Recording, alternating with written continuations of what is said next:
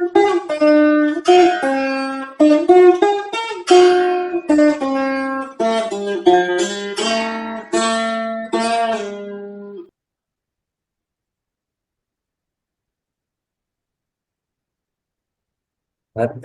No అపి వాతయమనః.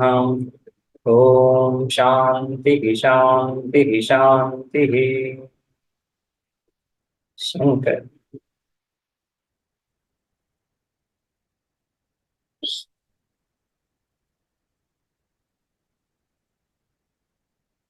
దక్షిణామూర్తి స్తోత్రంలో మనము 7వ శ్లోకం చూశాము. ఇంతలో బాల్యాదిష్వపి జాగ్రదాదిషు తథా సర్వాస్వస్థాస్వపి వ్యావృత్తాస్వనువృత్తమాన మహమిత్యంతఃస్ఫురంతం సదా స్వాత్మానం ప్రకటీకరోతి భజతాం యో ముద్రయా భద్రయా తస్మై శ్రీ గురుమూర్తయే నమ. ఇదం శ్రీ దక్షిణామూర్తయే. ఆ విధంగా సర్వత్ర అనుగత స్వరూపము, వ్యావర్తాసు అనువర్తమానం. సర్వత్ర సకలానుభవాలలో, సకలావస్థలలో, సర్వాస్వస్థాస్పతి. బాల్యాది అవస్థలలో, జాగ్రత్తాది అవస్థలలో, అదేవిధంగా సర్వావస్థలలో, సర్వకాల సర్వావస్థలలో అనుగతంగా ఉన్నటువంటి, ఎప్పుడు కూడా లోపించనటువంటి, ద్రష్టారం విపరిలోపో న విద్యతే. ద్రష్ట అంటే ప్రమాద ఇత్యాదులను సైతం ప్రకాశింపజేసేటువంటి ఆ చైతన్యం, ఆ దృష్టి యొక్క ద్రష్ట. దృష్టి అంటున్నప్పుడు ఈ ప్రమాద ఇత్యాదులు, ఈ ప్రమాత భోక్త కర్త ఇత్యాదులు ప్రకాశింపజేసే ఆ చైతన్యానికి లోపము లేదు. ఏదైనా వస్తువుని ఉంది లేదు అని ఏ విధంగా చెప్పాలన్నా కూడా ప్రమాణం కావాలి కదా, రైట్? సో ఏ సాక్షి చైతన్యం అయితే సకల ప్రమాణాలకు ఆదిభూతంగా ఆధారంగా నిలుచుకొని ఉందో, ఆ సాక్షి చైతన్యం యొక్క ఆద్యంతాలు ఎలా చెప్తారు? ఏ ప్రమాణం చేత చెప్తారు? అందుకని అది ప్రమాణ సిద్ధం కానే. యుక్తి సిద్ధము కాదు, ప్రమాణ సిద్ధము కాదు, శృతి సిద్ధము కాదు, అనుభవ సిద్ధము కాదు. నేను లేను అనే అనుభవం ఎవరికి లేదు. అందుకని వ్యావృత్తాసు అనేక విషయాలు వస్తూ పోతూ ఉండగా వాటన్నింటిలో అనువృత్తమాన స్వరూపం ఏదైతే ఉందో అనేది ఆ ఆత్మ చైతన్యానికి ఒక సమ్యక్ నిర్వచనం. ఏ వస్తువునైనా తెలుసుకోవాలంటే దాని లక్షణ ప్రమాణం అని చెప్పుకుంటాం కదా. ఇక్కడ లక్షణ ఏమవుతోంది? వ్యావృత్తాసు అనువృత్తం. వ్యావృత్తమైతున్నటువంటి సకల విషయాలలో అనువర్తమానంగా ఉన్నటువంటి, సదాతనంగా ఉన్నటువంటి, రైట్, సదా ప్రకాశ స్వరూపంగా ఉన్నటువంటి ఆ స్వరూపాన్ని వెతికి పట్టుకో. అదే నువ్వు, ఆ స్వరూపమే నువ్వు. వ్యావృత్తాస్ అనువృత్తమానం అహం అని ఈ 7వ శ్లోకము. దీనికి ముందు 6వ శ్లోకం రాహుగ్రస్త దివాకరేంద్ర సదృశ అని చెప్తున్నప్పుడు ఈ రెండింటిలో కూడా ఈ ప్రత్యభిజ్ఞ అంశము తెలుస్తా ఉంది, రైట్? ప్రత్యభిజ్ఞ అంశాన్ని ఇక్కడ విచారిస్తున్నాం. ఈ ప్రత్యభిజ్ఞ గురించి కొద్దిగా ఈ మానసోల్లాహ శ్లోకాలు 2 చూద్దాం అనుకున్నాం కదా. సో ఇప్పుడు ఈ 2 శ్లోకాల్లో కూడా ప్రత్యభిజ్ఞ అంటున్నప్పుడు పూర్వ వస్తువు యొక్క స్మరణ అని చెప్తుంది కదా. దానికి నిర్వచనం ఇక్కడ మానసోల్లాసంలో 3వ శ్లోకంలో ఇస్తున్నారు చక్కగా. భాతస్య కస్యచిత్ పూర్వం భాసమానస్య సాంప్రతం సోయమిత్యనుసంధానం ప్రత్యభిజ్ఞానం ఉచ్యతే. చిన్న సింపుల్ శ్లోకం. ప్రత్యభిజ్ఞానం ఉచ్యతే. ప్రత్యభిజ్ఞానం అనేది లక్ష్యం. దాన్ని మనం డిఫైన్ చేస్తున్నాం, దాన్ని నిర్వచిస్తున్నాం. ఆ నిర్వచనం మిగతా 3 పాదాల్లో. భాతస్య కస్యచిత్ పూర్వం భాతస్య, ఏదో ఒక వస్తువు పూర్వం భాతస్య, పూర్వం ప్రకాశించినటువంటి, అంటే పూర్వం అనుభవానికి విషయమైనటువంటి పూర్వానుభూత వస్తువు అని. కశ్చిత్ పూర్వానుభూత వస్తువు ఏదైతే ఉందో, భాతస్య కశ్చిత్ పూర్వం సాంప్రతం భాసమానస్య. సాంప్రతం అధునా, వర్తమాన కాలంలో, ఈ వర్తమాన కాలంలో ప్రకాశిస్తా ఉంది. ఒకప్పుడు ప్రకాశించింది, అనుభవానికి వచ్చింది.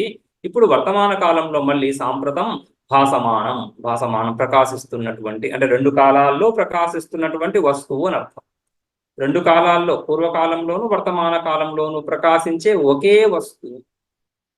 ఆ ప్రత్యభిజ్ఞ అంటున్నప్పుడు 2 అనుభవాలను అనుసంధానం చేయడం. 2 వేరువేరు దేశాలలో, వేరువేరు కాలాలలో, రైట్, అనుభవానికి వస్తున్న ఒకే ఒక వస్తువు. అందుకని కస్యచిత్ పూర్వం భాతస్య సాంప్రతం అంటే వర్తమానం, ఇప్పుడు కూడా.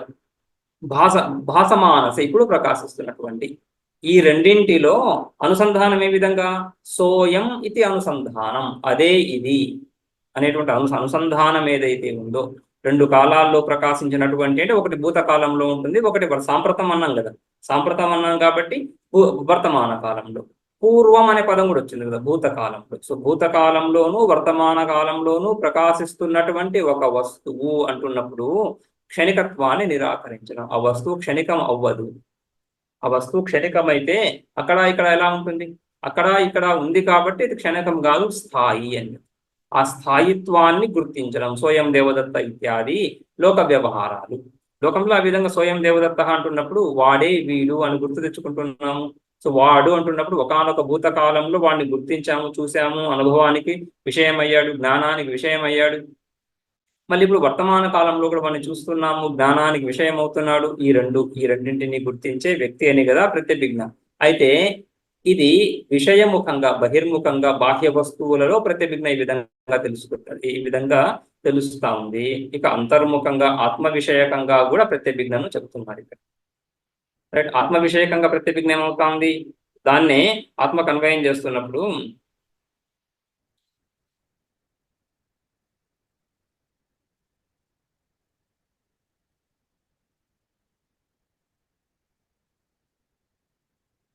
మాయానుషంగ సంజాత కించిత్ జ్ఞాత్వాద్యపోహనాత్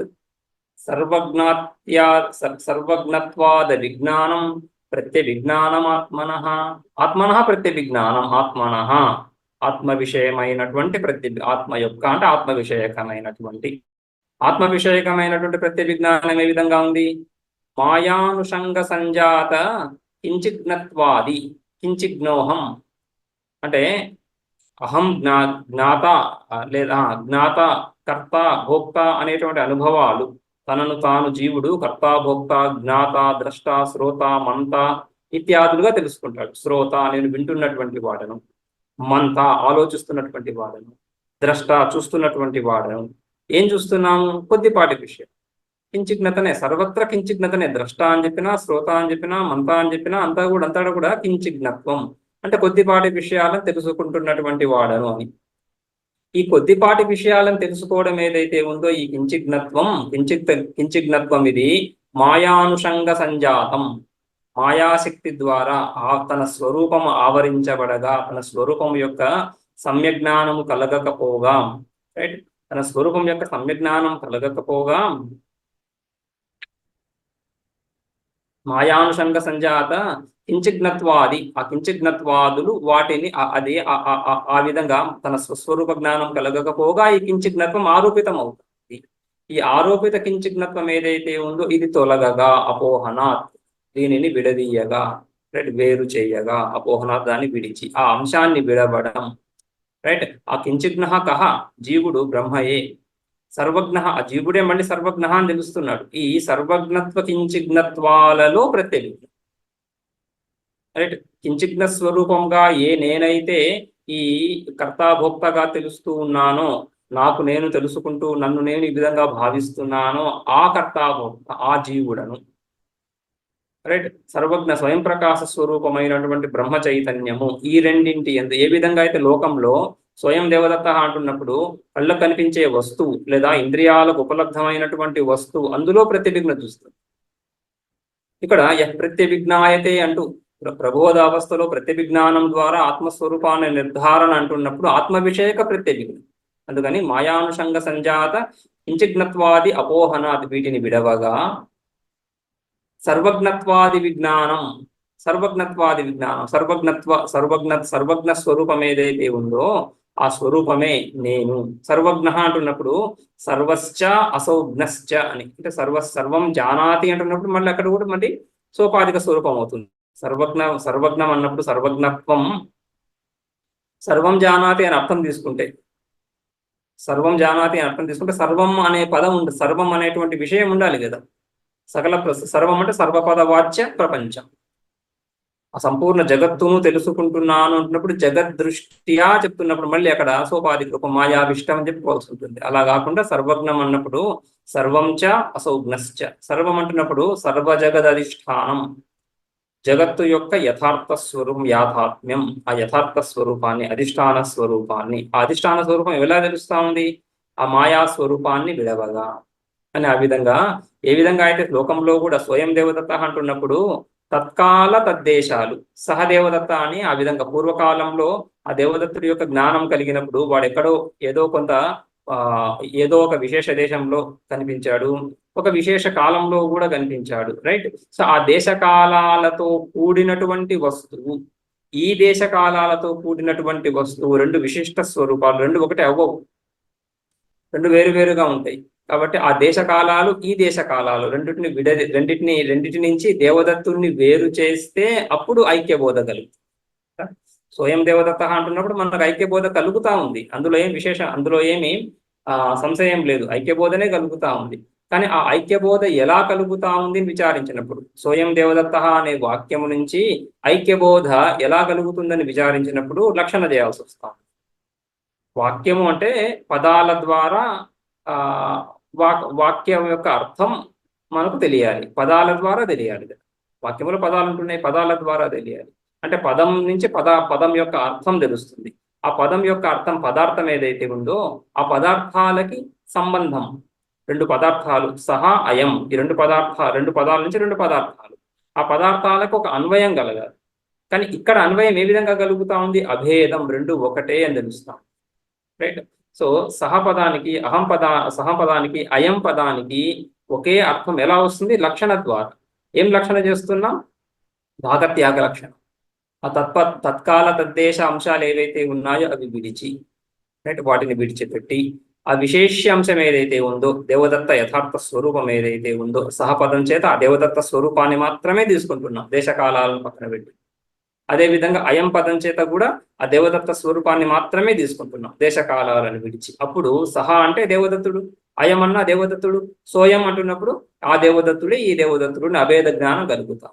అదేవిధంగా ఆత్మ విషయక ప్రతిభిజ్ఞలో కూడా ఈ కించిజ్ఞ, కించిత్ శక్తిమాన్ ఇత్యాది పరిచ్ఛిన్న భావన ఏదైతే ఎందులో భావన ఎక్కడైతే ప్రకటమవుతా ఉందో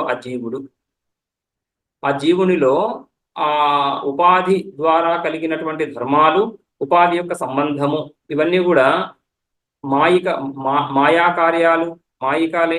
అందుకని మాయా కార్యాలైనటువంటి వాటిని విడవడం చేత ఏం తెలుస్తా ఉంది? శుద్ధ చైతన్యమే పదం యొక్క అర్థంగా, జీవుడి యొక్క యథార్థ స్వరూపంగా ఆ శుద్ధ చైతన్యమే తెలుస్తాం, రైట్? అటువంటి ఆ జీవుడి సంసారంలో సకల విషయాలను కించిత్ తెలుసుకుంటున్నటువంటి ఆ జీవుడు ఎవడైతే ఉన్నాడో వాడు సర్వజ్ఞుడు, వాడే సర్వజ్ఞుడు అని తెలుసుకోవడం. ఆ సర్వజ్ఞత్వం అంటే అక్కడ మాయా విశిష్ట స్వరూపంగానే తెలుసుకుంటాం. మాయానుషంగ సంజాతం అని చెప్పుకుంటున్నాం కదా. సర్వజ్ఞత్వం, సర్వం జానాతి అంటే అది కూడా మాయానుషంగమే అవుతుంది. అందుకని అప్పుడు సర్వజ్ఞ అంటే సర్వం జానాతి అనే వ్యక్తికి, సర్వాన్ని తెలుసుకునేటువంటి వ్యక్తికి, కించిజ్ఞ కొద్దిపాటి జ్ఞానమే కలిగినటువంటి వ్యక్తికి ఐక్యం కుదరదు కదా. సర్వజ్ఞుడికి కించిజ్ఞుడికి రెండు విరుద్ధ ధర్మాలు ఉన్నప్పుడు ఐక్యం ఎలా కుదురుతుంది? అందుకని లక్షణ ద్వారా అక్కడ మళ్ళీ ముఖ్య లక్ష్యార్థాన్ని తెలుసుకోవాల్సి వస్తాం. ఆ లక్ష్యార్థాన్ని తెలుసుకుంటున్నప్పుడు ఈ ప్రత్యభిజ్ఞ కలుగుతాం. మాయానుసంగ సంజాత కించిజ్ఞత్వాది అపోహనం, వాటి అపోహనం ద్వారానే సర్వజ్ఞత్వాది విజ్ఞానం కలుగుతా ఉంది. ఏ సర్వజ్ఞత్వాది విజ్ఞానం అయితే కలుగుతుందో అది ఆత్మనః ప్రత్యభిజ్ఞానం ఆత్మకు సంబంధించినటువంటి ప్రత్యభిజ్ఞ. బయట వస్తువులకు సంబంధించిన ప్రత్యభిజ్ఞ ఎలా ఉందో ఆత్మకు సంబంధించిన ప్రత్యభిజ్ఞ అని. ఈ ప్రత్యభిజ్ఞ మనకు బాల్యాది అవస్థలలో, జాగ్రత్తాది అవస్థలలో, సర్వావస్థలలో కూడా ఈ ప్రత్యభిజ్ఞ కలుగుతా ఉంది. ఎవడైతే విశ్వ జాగ్రత్తకాలీన అనుభవాన్ని పొందుతున్నాడో వాడే తైజస స్వప్నకాల అనుభవాన్ని పొందుతున్నాడు, వాడే ప్రాజ్ఞ సుషుప్తి కాల అనుభవాన్ని, వాడే తురీయ సర్వజ్ఞ అని, రైట్? సో ఈ బాల్యాది అవస్థలు అని చెప్పారు కదా శ్లోకంలో. టీకాలో బాల్యాది అవస్థలు అంటున్నప్పుడు ఈ జన్మాంతరాలు, పూర్వజన్మ ఉత్తర జన్మలు ఏవైతే ఉన్నాయో అందులో కూడా అనుగత స్వరూపం ఈ చైతన్యము అని చెప్పడానికి ఇక్కడ మళ్ళీ చెప్తున్నారు. ఇవన్నీ కూడా ప్రత్యభిజ్ఞ ద్వారానే ఈ పూర్వోత్తర జన్మల యొక్క నిరూపణం కూడా, పూర్వోత్తర జన్మలు ఉన్నాయి అనే నిరూపణం కూడా ఈ విధంగా ప్రత్యభిజ్ఞ ద్వారా చెప్తున్నారు.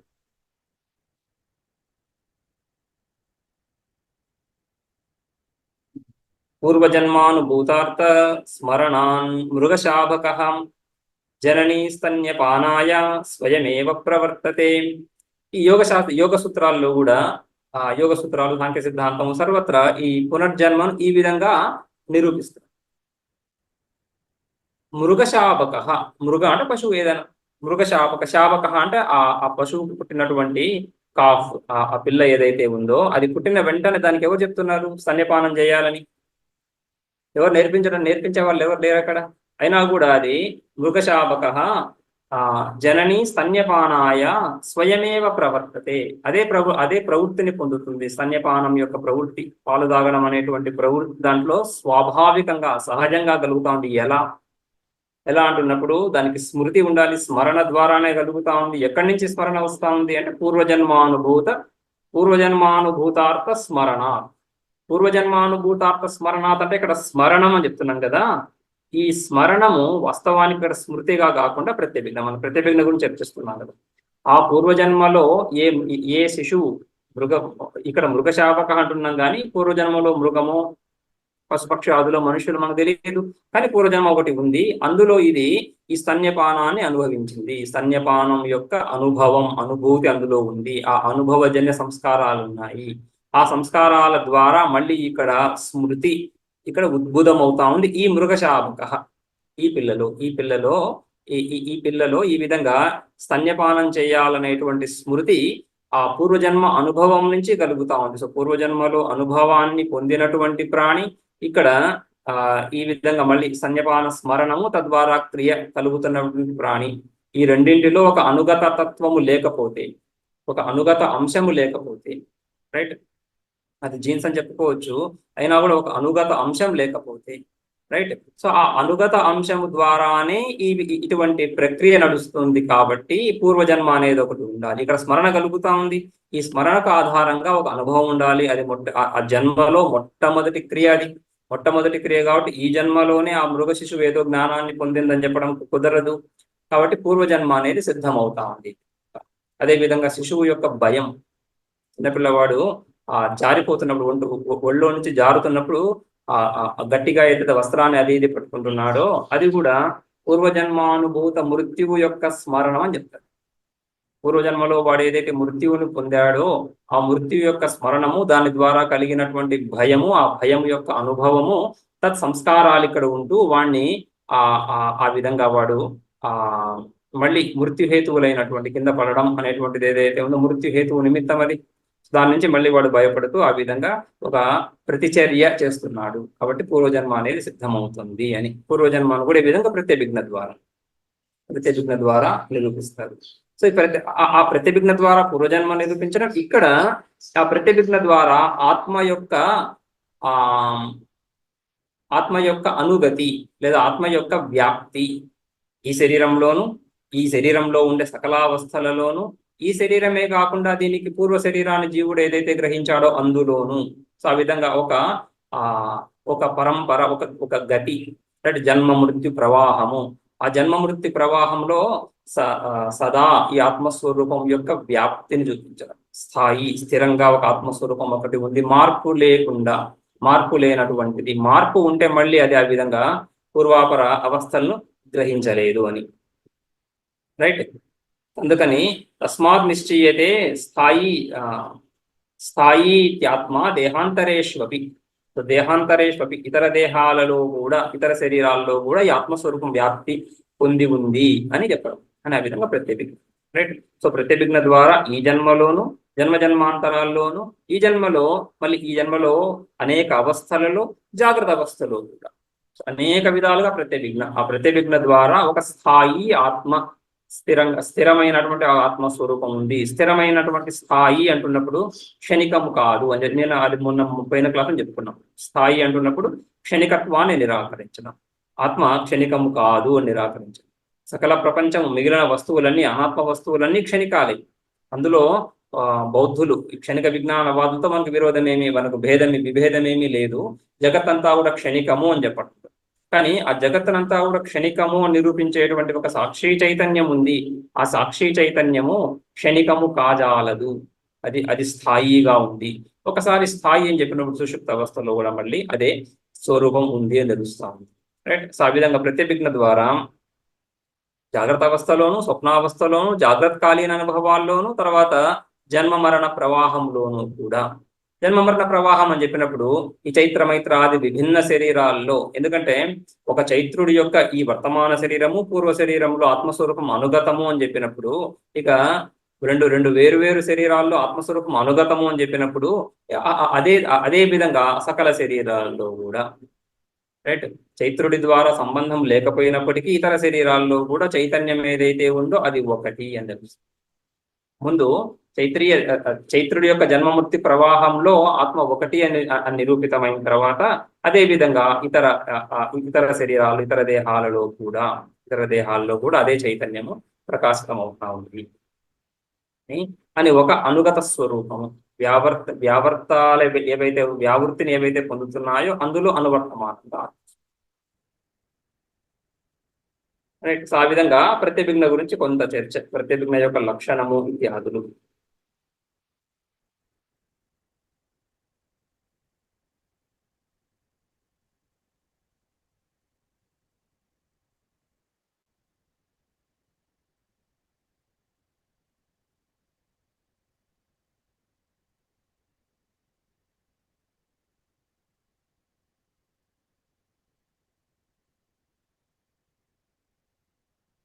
ఇక తర్వాత శ్లోకం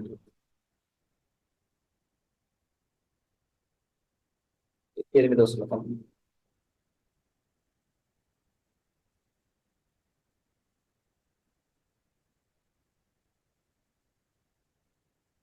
విశ్వం పశ్యతి కార్యకారణతయా స్వస్వామి సంబంధతః శిష్యాచార్యతయా తథైవ పితృపుత్రాద్యాత్మనా భేదతః స్వప్నే జాగ్రతి వా ఏష పురుషో మాయా పరిభ్రామితః తస్మై శ్రీ గురుమూర్తయే నమ ఇదం శ్రీ దక్షిణామూర్తయే.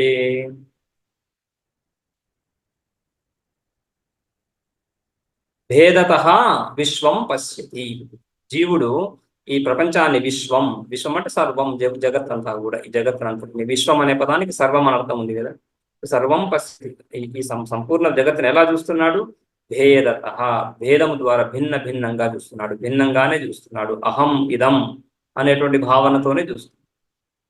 ఆ విధంగా కాకుండా ఇంకొక విధంగా వాడు చూడలేడు. ఎందుకంటే జ్ఞానేంద్రియాలన్నీ కూడా పరాంచికానిగతులు స్వయంభూ పరాంగుముఖాలే అయి ఉన్నాయి కాబట్టి భేదంతోనే చూస్తుంది. ఈ భేదాన్ని ద్వైతులు సామాన్యంగా పంచభేదాలను ప్రతిపాదిస్తారు. పంచభేదాలు, 5 రకాలైనటువంటి భేదాలు. జీవుడి ద్వారా ఒక 3 రకాల భేదాలని చెప్పచ్చు. జీవుడి ద్వారా జీవ భేదము, చైత్రుడు వేరు, మైత్రుడు వేరు అని, ఆ విధంగా చైత్ర మైత్ర ఇత్యాది జీవ భేదము. అదే విధంగా జీవ జగద్భేదము. జీవ జగద్భేదం అంటున్నప్పుడు అహం ఇదం పశ్యామి, నేను ఈ జగత్తును చూస్తున్నాను, ఈ జగత్తు కంటే వేరైనటువంటి నేను నాకంటే వేరైనటువంటి జగత్తును తెలుసుకుంటున్నాను అని, ఆ విధంగా జీవ జగద్భేదం. రైట్. సో అదే విధంగా జీవేశ్వర భేదం, నేను దాసుడను, ఈశ్వరుడు స్వామి. ఆ విధంగా జీవ ఈశ్వర భేదం, జీవుడను నేను ఉపాసకుడను, ఈశ్వరుడు ఉపాస్యుడు, ఉపాస్య. ఈశ్వర విషయక ఉపాసన చేస్తున్నాను అని, ఆ విధంగా ఉపాసకుడు. నేను కర్మఫల భోక్తను, ఈశ్వరుడు కర్మఫలదాత, కర్మఫలాలను ఇచ్చేటువంటి వాడు. రైట్. సో ఆ విధంగా జీవ ఈశ్వర విభాగము, జీవ విభాగం ఎలా ఉంది? పరిచ్ఛిన్న, నేను ఎటువంటి వాడను, వాడు అటువంటి. నేను ఫలానా వంశము, జాతి, కులము, గోత్రము, దేశము, భాష, ప్రాంతము ఇత్యాదులకు సంబంధించినటువంటి వాడను అని, ఆ విధంగా పరిచ్ఛిన్న భావన. అదే విధంగా ఇంకొక విషయానికి, ఇంకొక తెగకు, ఇంకొక కాలానికి, దేశానికి, విశేషానికి సంబంధించినటువంటి వాడిని ఏదో విశేషాలను పొంది, ఏదో విశేషాలతో తాదాత్మ్యాన్ని, అన్ని విశేషాలు కూడా ఉపాధి ధర్మాలే అవుతాయి. ఆ ఉపాధి ధర్మాలను తనలో ఆరోపించుకుని, రైట్, ఉపాధి ధర్మాలను తనలో ఆరోపించుకుంటున్నప్పుడు అదే విధంగా ఉపాధి ధర్మాలను ఇతరుల యందు కూడా ఆరోపించి ఈ విధంగా జీవ భేదము, జీవ జగద్భేదం స్పష్టం. ఈ దృశ్యమాన ప్రపంచం ఏదైతే ఉందో, శబ్ద స్పర్శ రూప రస గంధాలు, ఈ శబ్ద స్పర్శ రూపరస గంధాలు ఆ తద్వతి ద్రవ్యాలు, గుణాలు, గుణి ఇవన్నీ కూడా ఈ ఈ ఈ నైయాయికాదులు ఏ విధంగా అయితే జగత్ విభాగం చెప్పారో ద్రవ్య గుణ కర్మ సామాన్య విశేష సమవాయ అభావ, ఇవన్నీ కూడా సప్త పదార్థాలు. ఈ సప్త పదార్థాలు, ఈ 7 పదార్థాలే సంపూర్ణ జగత్తు అని. ఈ 7 పదార్థాలను కూడా తనకంటే వేరుగా తెలుసుకుంటుంది, తనకంటే వేరుగా చూస్తుంది. ఆ విధంగా జీవ జగత్ భేదం, జీవేశ్వర భేదం అలాగే ఈ 3 భేదాలు జీవుడి ద్వారా. అదేవిధంగా ఈశ్వరుడి దృష్ట్యా కూడా ఈశ్వర జగద్భేదం, ఈశ్వర జీవ భేదం ఆల్రెడీ చెప్పుకున్నాము. ఈశ్వర జగద్భేదం 4వది. ఇక 5వది జగద్భేదం, జగద్దృష్ట్యా. జగత్తులో కూడా ఘటం పటం కాదు, పటం ఘటం కాదు, పుస్తకం కాదు, పుస్తకం కంబళం కాదు. ఆ విధంగా అనేక భేదాలు, ఇవన్నీ పంచభేదాలు, అనేక భేదాలు. ఆ భేదాలన్నింటినీ ఈ పంచభేదాలలో చెప్పుకోవచ్చు. జీవ భేదాలు అనంత కోటి జీవులు ఉన్నప్పుడు అనంత కోటి జీవ భేదాలు ఉంటున్నాయి. అనంత కోటి జగత్తులు, అనంత కోటి వస్తువులు ఉన్నప్పుడు అనంత కోటి భేదాలు అక్కడ ఉంటున్నాయి. కానీ ఈ భేదాలన్నింటినీ ఈ విధంగా 5గా కేటగరైజ్ చేస్తారు. ఈ భేద దృష్టితో చూస్తున్నారు. విశ్వం భేదత పశ్యతి. పురుష విశ్వం భేదత పశ్యతి. భేదాత్మకంగా నానాత్మకంగా చూస్తున్నారు. ఈ నానాత్మకంగా చూస్తున్నప్పుడు ఈ భేదం ఏదైతే అనుభవ సిద్ధం భేదం అనేది అనుభవ సిద్ధం, ప్రతి ఒక్కరి అనుభవానికి వస్తాం. అహం గచ్చామి, అహం త్వం అని ఈ విధంగా జీవ భేదం కానీ, అహం ఇదం అనే జీవ జగత్ భేదం కానీ, ఇవన్నీ కూడా లోకంలో అనుభవానికి వస్తున్న విషయాలు. సో ఆ విధంగా ఈ అనుభవానికి వస్తున్న విషయాలే కానీ విచారానికి నిలబడతాయా లేదా అనేది పరీక్షించి విచారించి అది భేదం వాస్తవమా కాదా జరపాలి. కేవలం అనుభవానికి వస్తున్నాయి అని చెప్పినంత మాత్రాన, అనుభవ విషయాలు అయినంత మాత్రాన వీటిని యథార్థము, ఈ భేదము సిద్ధమైంది, ఇది యథార్థమే అని చెప్పడం కుదరదు. సో ఎందుకంటే అనుభవము అంటున్నప్పుడు అనుభవాన్ని 2 రకాలుగా చెప్పుకుంటాం. ప్రమాత జీవుడు ఏ అనుభవాన్ని అయితే పొందుతున్నాడో అది ఒకటి. ఆ తర్వాత సాక్షి చైతన్యం ద్వారా ఏ అనుభవాలు అయితే కలుగుతున్నాయో ఈ రెండింటి భేదాన్ని సామాన్యంగా విచారించని దశలో. ఎందుకంటే సాక్షి చైతన్యానికి ఈ ప్రమాత జీవుడికి తాదాత్మ్యం ఏర్పడుతున్నప్పుడు ప్రమాత అంటున్నప్పుడు అహం అనే భావన, సాక్షి అంటున్నప్పుడు అహం అనే భావన, రెండింటిలో కూడా అహం అని ఉండడం చేత భ్రాంతి జ్ఞానము నాకే కలుగుతా ఉంది, యథార్థ జ్ఞానము నాకే కలుగుతా ఉంది. ఘటపటాదులు ఎవరు చూస్తున్నారు? నేను. రజ్జు సర్పము కానీ సుక్తి రజతాలు కానీ ఎవరు తెలుసుకుంటున్నారు? నేనే. సో ఈ రెండింటిలో ఈ జ్ఞాత తెలుసుకునే వాడిలో ఈ విభాగమే మనము సామాన్యంగా సహజంగా గుర్తించాం. దాన్ని విచారించినప్పుడు మాత్రమే ఆ భేదం తెలుస్తాం. ప్రమాత సాక్షి అనే భేదం విచారించినప్పుడు మాత్రమే తెలుస్తాం. ప్రమాత అంటున్నప్పుడు మనం చెప్పుకున్నాం ప్రమాత నిర్వచనాన్ని, అంతఃకరణ విశిష్ట చైతన్యం, అంతఃకరణంతో పాటుగా ఉన్నటువంటి చైతన్యాన్ని ప్రమాత. ఆ ప్రమాత అంటే చైతన్యము, ఆ చైతన్యానికి అంతఃకరణానికి ఒక తాదాత్మ్యం ఏర్పడింది. అంతఃకరణము ఈ చైతన్యము ఈ 2 వేరు వస్తువులుగా గుర్తించకుండా 2 కలిసిపోయినట్టుగా ఒక తత్వంగా ఆ అంతఃకరణాన్నే చేతాయమానంగా, ఆ అహంకారాన్నే చేతన దాని ధర్మంగా, చైతన్యము అహంకార ధర్మం కాదు, అది నిత్య శుద్ధ బుద్ధ ముక్త స్వరూపము, చైతన్యము బ్రహ్మస్వరూపం యొక్క ధర్మము, ఆత్మధర్మం, అది చైతన్యం అని. కానీ మనం అహంకారాన్ని చైతన్యంగా చూస్తాం. ఆ విధంగా అహంకారం, అహం వృత్తి లేదా అంతఃకరణము, దానికి చైతన్యానికి రెండింటికి కలపోత, తాదాత్మ్యం, ఆ 2 కలిసి ఒక ధర్మంగా తెలుస్తున్నాయి. ఆ ధర్మాన్ని ప్రమాత, దాన్ని జ్ఞాత, శ్రోత, విజ్ఞాత, ఇవన్నీ ఈ పేర్లన్నీ కూడా ప్రమాత. సో ఆ ప్రమాత ద్వారా అంతఃకరణ దాంట్లో ధర్మంగా ఉంది కాబట్టి అంతఃకరణ వృత్తులే ప్రమాణాలు. అంతఃకరణ వృత్తుల ద్వారా ఈ ఘటపట జ్ఞానం కలుగుతాం. అక్కడ సదా మనకు విభేదం, ప్రమాత నేను, ప్రమాణము అంతఃకరణ వృత్తులు, ఈ ప్రమేయము ఈ ఘటపటాది విషయాలు అని. ప్రమాత, ప్రమాణ, ప్రమేయం అనేటువంటి ఈ విభాగాలు మనకు తెలుస్తున్నాయి. ప్రమాత, ప్రమాణ, ప్రమేయ విభాగాలు తెలుస్తున్నాయి, భేదంతో చూస్తున్నాం. అదేవిధంగా సాక్షి చైతన్యం అంటున్నప్పుడు అంతఃకరణ ఉపహిత చైతన్యం లేదా అంతఃకరణ ఉపలక్షిత చైతన్యం. అంతఃకరణ ఉపలక్షిత చైతన్యం అంటున్నప్పుడు ఆ చైతన్యంలో ఈ అంతఃకరణం ఒక భాగం అవ్వటం లేదు, తాదాత్మ్యము లేదక్కడ.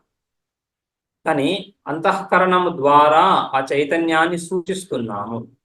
కాకవత్ దేవదత్తస్య గృహం అని చెప్పుకున్నట్టుగా, కాకవత్ దేవదత్తస్య గృహం అని చెప్పుకున్నట్టుగా ఆ కాకి ద్వారా దేవదత్తుడి గృహాన్ని ఏ విధంగా అయితే గుర్తుపడుతున్నామో అదే విధంగా అంతఃకరణం ద్వారా సాక్షి చైతన్యాన్ని గుర్తించడం. అంతఃకరణంతో పాటుగా చైతన్యాన్ని గుర్తించడం కాదు, అంతఃకరణంతో పాటుగా గుర్తిస్తే అది ప్రమాతాన్ని.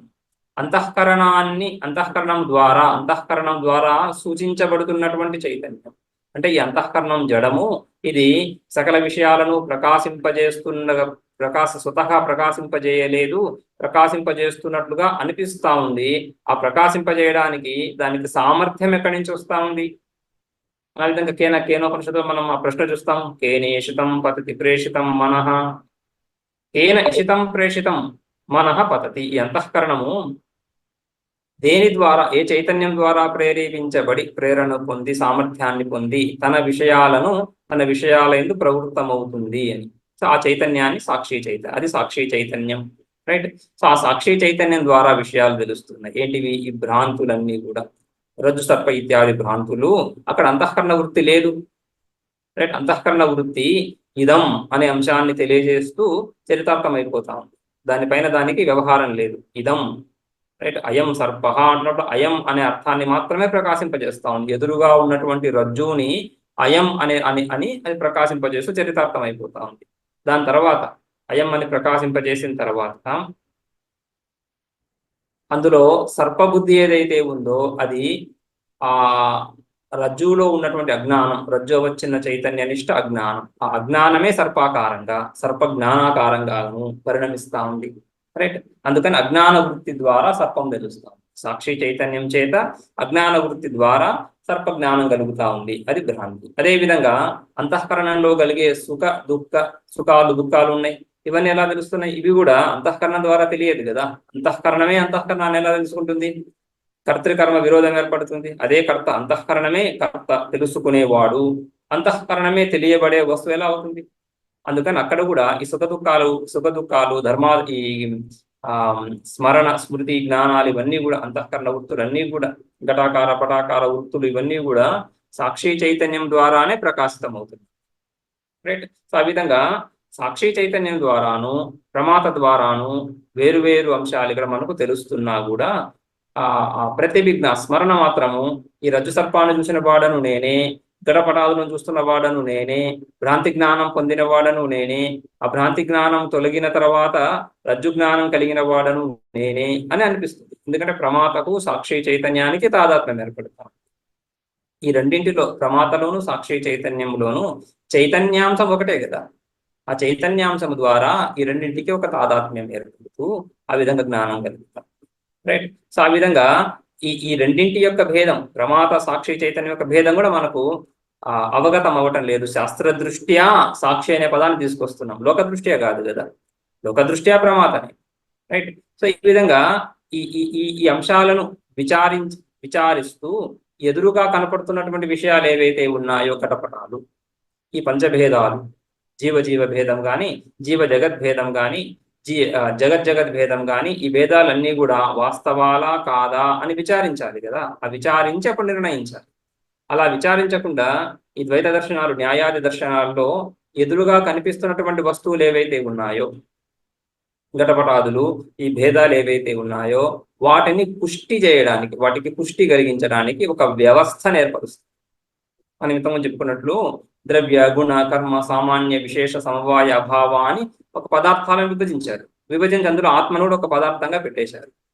ద్రవ్యంలో ఒకానొక ద్రవ్యం ఆత్మ అని, రైట్. సో ఏ భేదాలైతే మనకు తెలుస్తున్నాయో ఆ భేదాల యొక్క వాస్తవికత భూత దృష్ట్యా, అంటే ఆ పదార్థం యొక్క విచారము ద్వారా, పదార్థాన్ని విచారించి, పదార్థ స్వరూపాన్ని విచారించి, ఇది స్వతంత్రమా పరతంత్రమా, ఎలా ప్రకాశిస్తుంది, దీనికి సత్తాస్ఫూర్తులు ఎక్కడివి, ఇవన్నీ విచారించి దాన్ని నిర్ణయించాలి, వస్తువు వాస్తవమా కాదా అని. అలా నిర్ణయించకుండా కేవల అనుభవం ద్వారానే ఘటపటాదులు నాకంటే వేరుగా కనిపిస్తున్నాయి కాబట్టి అవి వేరు, నేను వేరు అని కేవలం అనుభవం ద్వారా, ఆ అనుభవంలో అది ప్రమాత ద్వారా అంతఃకరణ వృత్తుల ద్వారా, ప్రమాణం ద్వారా కలిగిన జ్ఞానం కాదు అది. ప్రమాణం ద్వారా కలిగిన ప్రమాణాల ద్వారా, చక్షురాది ప్రమాణాల ద్వారా కలిగిన జ్ఞానం అయితే దాన్ని యథార్థంగా స్వీకరించవచ్చు, కానీ ఇది ప్రమాణాల ద్వారా కలిగిన జ్ఞానం కాదు. ఘటం ఉంది అనే జ్ఞానం చక్షురింద్రియం ద్వారా తెలుస్తుంది, కానీ ఘటం నుంచి నీవు భిన్నము అనే జ్ఞానము బుద్ధి ద్వారా కలుగుతా ఉంది. చక్షురింద్రియం ద్వారా కలగదు. చక్షురింద్రియం ద్వారా భేద జ్ఞానం కలగదు. చక్షురింద్రియం ద్వారా కేవలం వస్తువు ఉంది అనే జ్ఞానం మాత్రమే కలుగుతాం. ఘటం ఉందనే జ్ఞానం కలుగుతా ఉంది. ఘటం కంటే నేను భిన్నము అనేది బుద్ధిలో ఒక మౌలిక అంశంగా చెప్పుకోవచ్చు. బుద్ధి మన కలిగే జ్ఞానాలలో చక్షురాది ఇంద్రియాల ద్వారా ఏ జ్ఞానం అయితే కలుగుతుందో అందులో బుద్ధి చాలా అంశాలను జోడిస్తాం. దేశము, కాలము ఇత్యాది అంశాలన్నింటినీ జోడిస్తుంది బుద్ధి. లేకుంటే దేశ జ్ఞానం ఎలా కలుగుతా ఉంది? ఏ వస్తువు ఎక్కడ కనిపించినా ఏదో ఒక దిశలో, ఏదో ఒక దిశలో ఉండాలి. తూర్పునో పడమరనో ఏదో ఒక దిశలో ఉండాలి. ఏదో ఒక XYZ కోఆర్డినేట్స్ లో ఒక దేశంలో ఉండాలి, ఒక కాలంలో ఉండాలి. అలాగనే మనకు అన్ని వ్యవహారాలు జరుగుతున్నాయి. కానీ ఈ దేశకాల దిక్కులు ఇవన్నీ కూడా ఏ ఇంద్రియం ద్వారా తెలుస్తున్నాయి? ఏ ఇంద్రియం ద్వారా తెలియవు, కానీ ప్రతి జ్ఞానంలోనూ అవి అంతర్భూతంగా ఉంటాయి. నచాస్తి ప్రత్యయోలోకే ఎత్ర కాలో న విద్యతే. కాలం అనేటువంటి భావన లేకుండా ఎటువంటి జ్ఞానము కలగటం లేదని భర్తృహరి రైట్ వాక్యపదీయంలో రైట్. సో ఆ విధంగా ఈ సకల జ్ఞానాల్లో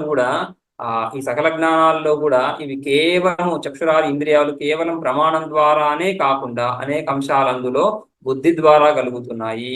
బుద్ధి స్వయంగా అజ్ఞాన కార్యము. కాబట్టి అజ్ఞానం ద్వారా ఈ విభాగము, భేదము అజ్ఞానం ద్వారా కలుగుతుంది రైట్. భేదత విశ్వం పశ్యతి. విశ్వం పశ్యతి భేదత. భేదత అంటున్నప్పుడు అది ప్రతిజ్ఞ. భేదత విశ్వం పశ్యతి మాయా పరిభ్రామిత తర్వాత వస్తా ఉంది. పురుష మాయా పరిభ్రామిత సన్ భేదత విశ్వం పశ్యతి. మాయా పరిభ్రామిత దాని అన్వయం వేరేగా వస్తుంది, కానీ మాయాంశాన్ని ఇక్కడ కూడా తీసుకొని మాయ ద్వారా భేదాన్ని ఈ విధంగా తెలుసుకుంటున్నాడు. వాస్తవానికి అక్కడ భేదం లేదు. లేని భేదాన్ని చూస్తున్నాడు. ఉన్న భేదాన్ని చూడటం లేదు, లేని భేదాన్ని చూస్తున్నాడు. లేని భేదాన్ని ఎలా చూస్తున్నాడు? ఈ మాయయా ఆ మాయా కల్పిత ఉపాధులతో తాదాత్మ్యాన్ని పొంది, అంతఃకరణంతో తాదాత్మ్యాన్ని పొంది కదా ఈ ప్రమాణాదుల ద్వారా ప్రమేయాన్ని తనకంటే భిన్నంగా తెలుసుకుంటున్నాడు. అంతఃకరణంతో తాదాత్మ్యాన్ని పొందియే ప్రమాత అనేవాడు ఉత్పన్నమవుతున్నాడు. ప్రమాత యొక్క ఉనికి రైట్. ప్రమాత ఉన్నాడు, జీవుడు ప్రమాత చిదాభాస వీళ్ళందరూ కూడా ఒకే. ఇవన్నీ కూడా సమానార్థక పదాలు, పర్యాయవాచి పదాలు, సినానిమ్స్. అయితే వీటన్నింటిలో కూడా అంతఃకరణంతో తాదాత్మ్యం తెలుస్తూ ఉంది కదా. అంతఃకరణ ధర్మాలతో తాదాత్మ్యం తెలుస్తూ ఉంది రైట్. సో ఆ విధంగా ఉపాధితో తాదాత్మ్యాన్ని పొంది ఈ విధంగా భేదాన్ని చూస్తుంది. ఆ భేదాన్ని వీళ్ళు ఈ ద్వైత సిద్ధాంతులు ఆ భేదాన్ని ప్రతిపాదించడానికి చాలా ప్రయాసాలు పడుతుంది. వస్తుగత్యే విచారించకుండా, వస్తు స్వభావాన్ని విచారించకుండా అనుభవంగా తీసుకుని దీన్ని అనుభవాన్ని యథార్థంగా తీసుకొని ప్రతిపాదిస్తున్నారు. భేదాన్ని నిలబెట్టడానికి చాలా ప్రక్రియలు. అందులో కొన్ని ప్రక్రియలు చూపిస్తున్నారు. విశ్వం పశ్యతి భేదత ఎలా? కార్యకారణతయా, స్వస్వామి సంబంధతః, శిష్యాచార్యతయా, తథైవ పితృపుత్రాద్యాత్మనా భేదతః. ఇవన్నీ భేదాలలో కొన్ని ఉదాహరణలు. కార్యకారణతయా, ఈ కాజాలిటీ, ఈ కాజల్ చైన్, కార్యకారణ భావం ఏదైతే ఉందో ఇది బ్రెడ్ అండ్ బటర్ ఈ నైయాయికాదులకు, ద్వైతులకి. ఈ కార్యకారణ భావం అది ఇక దాన్ని కార్యకారణ భావం వీళ్ళకి ఇక మూలభూత, అది మౌలికమైనటువంటి విషయం. ప్రతి విషయాన్ని కూడా కార్యకారణ భావంగానే, కార్యకారణ రూపంలోనే చూస్తూ ఉంటాం. కార్యకారణం అని సామాన్యంగా లోకంలో కూడా ప్రతిదీ కూడా ఈ కార్యకారణాత్మకంగానే చూస్తూ ఉంటాం. కార్యము కారణము. ఈ కార్యము నుంచి కారణ యొక్క అన్వేషణ, కార్యలింగక అనుమానం. కార్యము ద్వారా కారణం యొక్క పరీక్ష, కారణాన్ని గుర్తించడం. సామాన్యంగా వ్యవహారం అంతా కూడా ఈ విధంగా కార్యకారణ రూపంగా ఉంటుంది. ఈ కార్యకారణంలో కూడా మళ్ళీ సత్కార్యమని, అసత్కార్యవాదము అని రైట్. ఈ అసత్కార్యవాదంలో మళ్ళీ ఆరంభవాదము, సంఘాతవాదము అంటే ఇవన్నీ కూడా ఈ అసత్కార్యవాదంలో వస్తాయి. సో ఈ విభాగాలు కొంత మనం చూసాం. అసత్కార్యవాదం అంటున్నప్పుడు కార్యము ముందు లేదు, అంటే కార్యము ఉత్పత్తికి ముందు లేదు. ఉత్పత్తికి ముందు అంటే కార్యం ఉత్పన్నం కావడానికి ముందు లేనటువంటి కార్యము ఈ ఉత్పత్తి అనే క్రియ తర్వాత అది అది ఉత్పన్నమవుతా ఉంది. ఉత్పత్తి ఉత్పత్తి జననం అనేటువంటి క్రియ ద్వారా ఘట ఉత్పద్యతే, ఘటం ఘటం పుట్టింది. ఆ పుట్టడానికి ముందు ఘటం లేదు, ఆ లేని ఘటం పుట్టింది. కాబట్టి లేని ఘటం యొక్క ఆరంభం మొదలవుతా ఉందని కదా, లేని ఘటం మొదలైంది, మొదలవడాన్ని ఆరంభం అని, దాన్ని ఆరంభవాదం అని. ఆ అసత్కార్యవాదానికి ఆరంభవాదం అని పేరు. నైయాయికులు ఆరంభవాదులు. రెండు పరమాణువులు చేరి, రెండు పరమాణువులు విడివిడిగా ఉండే, రెండు పరమాణువులు స్వతంత్రంగా ఉండే పరమాణువులు రెండు ఈశ్వరుడి సంకల్పం ద్వారా చేరి దగ్గరికి వచ్చి ఒక ద్వణుకం అవుతుంది. ఈ రెండు కలిసి ఒక ద్వణుకం అవుతుంది. అంతకుముందు ద్వణుకం అనేది లేదు, పరమాణువులు మాత్రమే ఉన్నాయి అంతకుముందు. ఈ రెండు కలిసిన తర్వాత పరమాణువులు ఎలాగో ఉంటాయి, పరమాణువులు ఎక్కడికి పోవు, అవి ఉంటాయి. వాటికంటే వేరుగా ఒక ద్వణుకం అనే ఒక పదార్థం, ద్వణుకం అనే పదార్థం కొత్తగా ఉత్పన్నమైంది, ఆరంభమయ్యింది. దాని జన్మ అక్కడి నుంచి మొదలైంది, దాని హిస్టరీ అక్కడి నుంచి మొదలవుతుంది, ఆరంభమయ్యింది అని ఆరంభవాదులు. ముందు లేని వస్తువు ఏమున్నాయి, అక్కడ పరమాణువులు ఉన్నాయి, ద్వణుకం లేదు, లేని వస్తువు ఉత్పన్నమైంది. అట్లా అని పరమాణువులు ఏం పోలే, అవి అలానే ఉంటాయి. అంటే ముందు రెండు పరమాణువులు ఉన్నవి, ఇప్పుడు రెండు పరమాణువులు ఒక ద్వణుకం, మూడు పదార్థాలు అయినాయి కదా. రెండు పరమాణువులు ఎలాగూ ఉంటాయి, అవి ఎక్కడికి పోవు. వాటితో పాటు మూడో వస్తువు వచ్చింది, ద్వణుకం అనేటువంటి వస్తువు వచ్చింది, దానికి ఆరంభం. అది ఆ విధంగా ఆరంభవాదులు.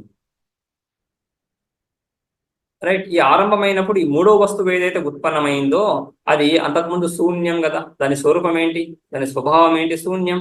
శూన్యం నుంచి ఉత్పన్నమైందని ఒక రకంగా చెప్తున్నట్లే అయింది. అది పరమాణువుల ద్వారా ఉత్పన్నమైంది అంటున్నారు, కానీ పరమాణువులు ఎలాగో పరమాణువులుగానే అక్కడ పడి ఉన్నాయి.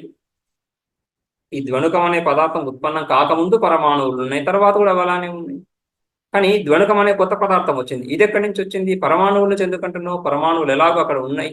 కాబట్టి ఇది శూన్యము, అంటే ఏదైతే ద్వణుకం యొక్క అభావం ఏదైతే ఉందో అందులో నుంచి వచ్చింది.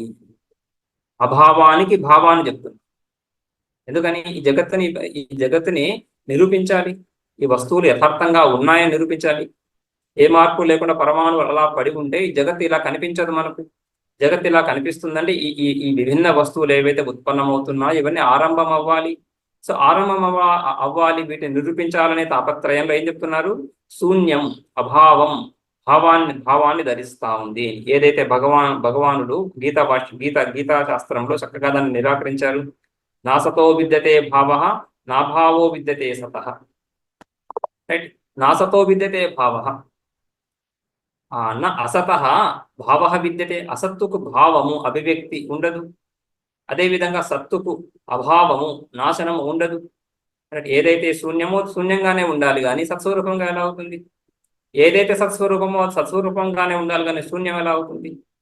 రైట్. ఆ విధంగా సత్తు అసత్తుగాను, అసత్తు సత్తుగాను మార్పు చెందడం కుదరదు, కానీ దాన్నే ఆశ్రయిస్తున్నారు ఇక్కడ ఈ ద్వైతులు.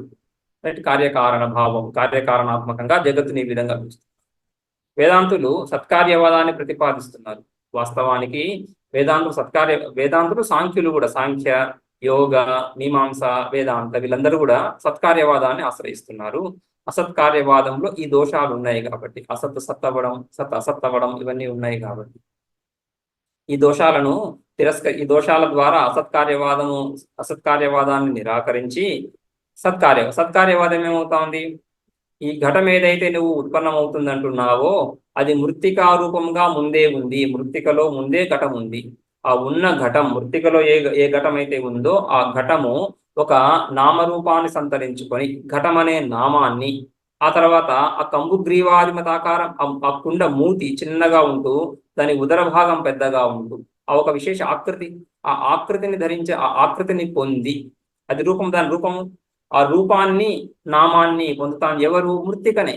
ఆ మట్టి ముద్ద ఈ విశేష ఆకృతిని తర్వాత ఒక విశేష నామాన్ని కలిగి ఘటం అని చలామణి అవుతా ఉంది. కానీ ఆ ఘటం మృత్తిక కంటే వేరు కానే కాదు అని, ఘటం మృత్తిక నుంచి, మట్టి ముద్ద నుంచి ఆ ఘటం అనేది ఉత్పన్నం అవుతా ఉంది. ఉత్పన్నం అవడం అంటే అభివ్యక్తం అవుతా ఉంది. అభివ్యక్తినే ఉత్పన్నము అంటున్నాము. కారణంలో లీనమైపోవడాన్ని నాశనము అంటున్నాం. సో జన్మ మృత్యువులు ఏవైతే అంటున్నామో, జన్మ అంటున్నప్పుడు కారణమే కార్యరూపంగా అభివ్యక్తం అవ్వడం, అంతేగాని అభావం భావం అవ్వడం కాదు అని. ఇందులో కూడా మళ్ళీ ఈ సాంఖ్యాదులకు వేదాంతులకు భేదం ఉంది. ఇద్దరు సత్కార్యవాదులే. సత్కార్యవాదులు అయినా కూడా ఇద్దరిలో భేదం ఉంది. వేదాంతి ఈ సత్కార్యవాదాన్ని కూడా నిరాకరిస్తారు. సాంఖ్యుల సత్కార్యవాదాన్ని కూడా నిరాకరిస్తూ ఇది కూడా అసత్కార్యవాదమే, మీరు ప్రదర్శించేది కూడా అసత్కార్యవాదమే. ఎందుకంటే మృత్తిక రూపంలో ఉన్నటువంటి మృత్తిక ఘట రూపంగా మారుతుంది అంటున్నారు. మృత్తిక ఘట రూపంగా మారింది, పరిణామాన్ని పొందింది అంటున్నారు. సో ఘటరూప పరిణామం ఏదైతే ముందు లేదో, ఘటరూప పరిణామం అభావం ముందు లేదు. ముందు లేనటువంటి ఘట రూపం తర్వాత అభివ్యక్తం అవుతా ఉంది, తర్వాత ఉత్పన్నమైంది. కాబట్టి ఘట రూపం ఎక్కడున్నది ముందు? అభావంగానే. మృత్తికలో ఘట రూపం లేదు కదా. సో మృత్తికలో లేని ఘట రూపం ఉత్పన్నమైంది. ఘటం కొత్తగా ఘటం ఉత్పన్నమైంది అనేది నైయాయికులు. ఘట రూపము, ఘట నామము ఉత్పన్నమైంది అనేది సాంఖ్యాదులు.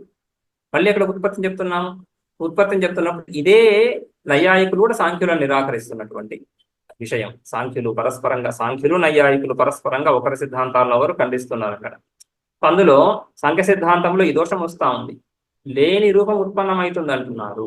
అది కూడా నాసతో విద్యతే భావ, నా భావం విద్యతే సతహ అనే సిద్ధాంతానికి విరుద్ధంగానే ఉంది. కాబట్టి ఇది శృతి సమ్మత సిద్ధాంతం కాదు అని సత్కార్యవాదంలో ఆ అంశాన్ని కూడా తిరస్కరించి, సత్కార్యవాదంలోనే వేదాంతులు సత్కార్యవాదులే, కానీ సత్కార్యవాదం ఏ విధంగా? కారణం సత్యము, కార్యము మిథ్య. కారణం సత్యము, కార్యం మిథ్య అని ఈ సత్కార్యవాదం. ఇది వివర్తవాదము, ఇది సత్కార్యవాదం కూడా. రైట్. కారణం సత్యం, మృత్తికా ఏవ సత్యం. రైట్. వాచారంభణో వికారనామధేయం మృత్తికా ఇత్యేవ సత్యం. మృత్తిక, ఆ మట్టి ఏదైతే ఉందో అది మాత్రమే సత్యము. అందులో ఘట ఆవిర్భావం అనేదైతే అంటున్నావో ఆ ఘటంలాగా మృత్తిక పరిణామాన్ని ఏమి పొందింది లేదు. రైట్. ఆ మట్టి ముద్దని ఆ కులాలుడు చక్కగా వాటి నేర్పరితనంతో దానికి ఒక ఆకృతిని ఇచ్చాడు, కానీ మార్పు ఏమొచ్చింది అక్కడ? మట్టి ముద్దనే, కానీ ఒక నామాన్ని రూపాన్ని సంతరించుకుంది. ఆ రూపము కొత్తగా వచ్చింది అంటే కొత్తగా ఉత్పన్నమైందేమి లేదు అక్కడ. పరిణామం లేదు అక్కడ. వివర్తము, మట్టిగానే ఉంటూ మట్టి తన సహజ స్వరూపాన్ని కోల్పోకుండా ఘటమనే ఆకృతిని ఆరోపించుకోవడం, ఆరోపణ అనే పదం వస్తూ ఉంది కదా. ఘటమనే రూపము ఆరోపితమే. ఘటమనే రూపాన్ని ఆరోపించి మట్టి ఈ రూపాన్ని పొందింది అనే ఆరోపణ ఏదైతే ఉందో, రైట్. సో ఆ ఘట రూప ఆరోపణ, ఆ ఘటనామ ఆరోపణ అది మిథ్య ఆరోపణ మాత్రమే. అందులో ఎటువంటి మార్పు లేదు. ఆ అందులో మృత్తికా ఇత్యేవ సత్యం. ఆ మృత్తిక కారణం ఏదైతే ఉందో అదే సత్యము. అందులో కారణమే సత్యము. అందులో ఇంకొక విశేషం అంటూ ఏమీ లేదు. ఎటువంటి విశేషం, ఎటువంటి పరిణామము లేకుండా కార్యరూపంగా ఆవిర్భవించింది, అభివ్యక్తిని పొందింది. అదే విధంగా ఈ బ్రహ్మ చైతన్యం ఎటువంటి మార్పును పొందకుండా అజ్ఞానము ద్వారా తన స్వరూపం యొక్క జ్ఞానము లేకపోవడం చేత జగదాకారేణ జగద్రూపంగా తెలుస్తా ఉంది, జగద్రూపంగా అభివ్యక్తం అవుతా ఉంది అంటే కొత్తగా వచ్చిందేం లేదు అక్కడ. కేవలం అజ్ఞానం ద్వారా ఈ భేదం అంత పంచభేదాలు ఏవైతే చెప్పుకున్నామో ఈ పంచభేదాలన్నీ ఆ విధంగా తెలుస్తున్నాయి. పంచభేదాలన్నీ కూడా అభేద ఆత్మస్వరూపంలోనే తెలుస్తున్నాయి. ఉన్నది వాస్తవం. ఈ జగత్తు యొక్క యథార్థ స్వరూపం ఏంటి? చైతన్యమే జగత్తు యొక్క సారభూతము. రసో వైసహ, రస అంటే సారం అని. రసో వైసహ రసగహ్యేవాయం లబ్ధ్వానందీ భవతి. ఈ అయం రసం రసం అంటే రసగ్గం రసం. ఈ రసం లబ్ధ్వా, ఈ పరమాత్మ స్వరూపాన్ని పొంది ఆనందీ భవతి, పరమానందాన్ని పొందుతున్నాడు. ఆనందీ భవతి అంటే ఆనంద స్వరూపమై ఉంటున్నాడు. రైట్. అహం దుఃఖి అని వాపోయేటువంటి జీవుడు ఆనంద స్వరూపమై నిలిచిపోతున్నాడు. సో ఆ విధంగా ఆ పరమాత్మ చైతన్యము ఎటువంటి మార్పు లేకుండా మృత్తికా ఇత్యేవ సత్యం అంటున్నప్పుడు కారణమే సత్యం. ఏంటి కారణం? జగత్ కారణం బ్రహ్మ. జగత్ కారణం బ్రహ్మ, బ్రహ్మ మాత్రమే సత్యము. ఆ బ్రహ్మ ఏ జగత్తుగా, ఏ జగదాకారాన్ని పొందినట్లుగా, ఏ జగద్రూపంగా భాషిస్తున్నాడో ఆ జగత్ మిథ్య.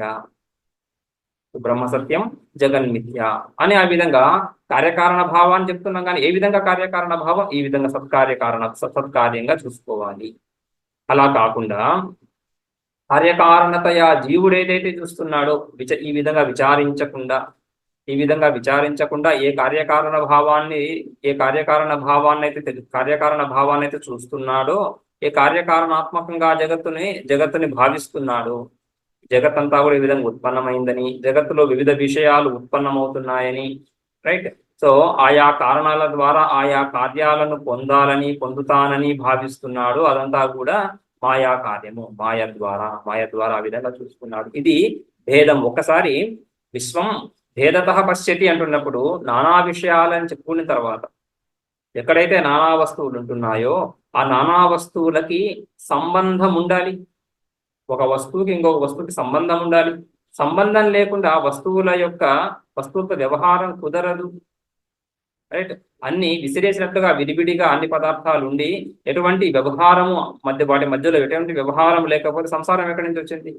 ఈ సంసారం అంటున్నప్పుడు సమ్యక్ సరణం, సంసారం అంటున్నప్పుడు ఈ ఈ ఈ కార్యకారణ భావంగాను ఇంకొక భావంగాను ఈ వస్తువులకు సంబంధాన్ని కలిగినప్పుడే సంసారం ఏర్పడుతూ ఉంది, రైట్.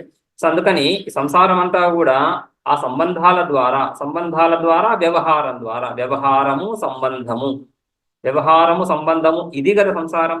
సంసారం అంటున్నప్పుడు ఒక సాధన ద్వారా ఒక సాధ్యాన్ని పొందడం, ఒక సాధనని గ్రహించి అహం కర్త అనే భావాన్ని పొంది, ఆ తర్వాత ఆ కర్తృత్వం ద్వారా ఆ కార్యాచరణ ద్వారా కర్మఫలంగా ఒక భోగ్యాన్ని పొందుతూ అహం భోక్త అనే భావాన్ని పొందడం, కర్తాహం అనే భావంతో కర్మలు చేయడం, భోక్త అనే భావంతో ఆ కర్మఫలాలను పొందడం. ఇది కదా సంసారం.